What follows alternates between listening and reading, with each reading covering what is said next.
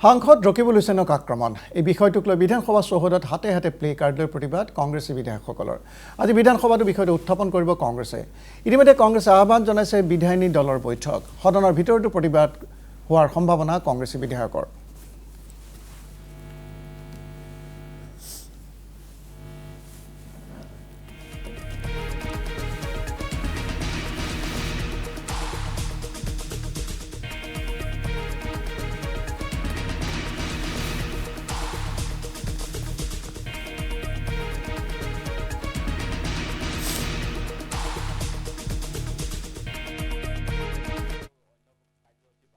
কালি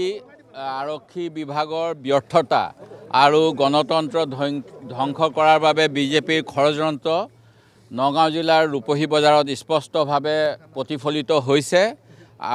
আমাৰ সাংসদ ৰকিবুল হুছেইন ডাঙৰীয়াই আগতীয়াকৈ সভাৰ অনুমতি লোৱাৰ পিছতো সভালৈ গৈ থকা অৱস্থাত তেখেতক আক্ৰমণ কৰিছে আৰু আৰক্ষীয়ে কোনো ধৰণৰ বন্দোবস্ত কৰা নাছিল তেওঁলোকৰ তথ্যও আছিল তাত কিবা অসুবিধা হ'ব পাৰে কাৰণ আগতে সেই অঞ্চলত উত্তেজনা হৈছিল আৰু এইখিনি কৰি গণতন্ত্ৰক ধ্বংস কংগ্ৰেছ কৰ্মীক হতাশ আৰু আমাৰ সংসদৰ এটা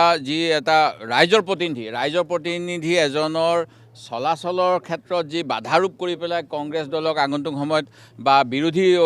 যিসকল শক্তি এইসকলক যে অসম চৰকাৰে বাধা দিব বিচাৰিছে তেওঁলোকৰ বিৰুদ্ধে যাতে জনমত সৃষ্টি কৰিব নোৱাৰে বিৰোধী দলসমূহে তাৰ যি প্ৰচেষ্টা ইয়াক আমি নিন্দা কৰিছোঁ গৰিহণা দিছোঁ মুখ্যমন্ত্ৰী মহোদয়ৰ যি বিবৃতি অতি পুতৌজনক তেখেতে কালি কৈছে যে ৰূপহীহাট আৰু কি অঞ্চলবিলাক সামগ্ৰী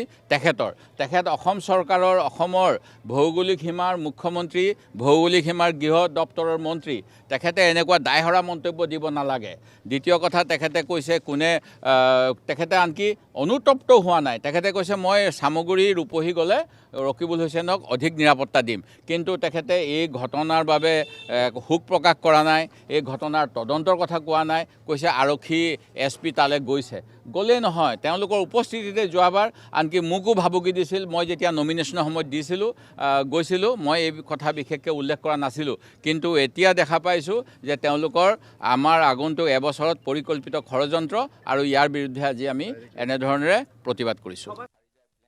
জনপ্ৰতিনিধি যেতিয়া স্বাধীনভাৱে ঘূৰিব নোৱাৰে সাধাৰণ মানুহৰ কি অৱস্থা সকলোৱে জানে গৃহ বিভাগ ব্যৰ্থ হৈছে অসম আৰক্ষী ব্যৰ্থ হৈছে ইয়াৰ উপযুক্ত জবাব দিব লাগিব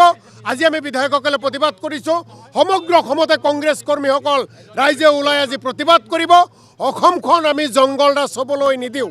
অসমত জংগলৰাজ কেতিয়াও হ'বলৈ দিয়া নহয় গুণ্ডাৰাজ হ'বলৈ দিয়া নহয় বিজেপিৰ গুণ্ডাসকলে এনেকুৱা আক্ৰমণ কৰিছে এই বিজেপিৰ গুণ্ডাসকলক গ্ৰেপ্তাৰ কৰিব লাগে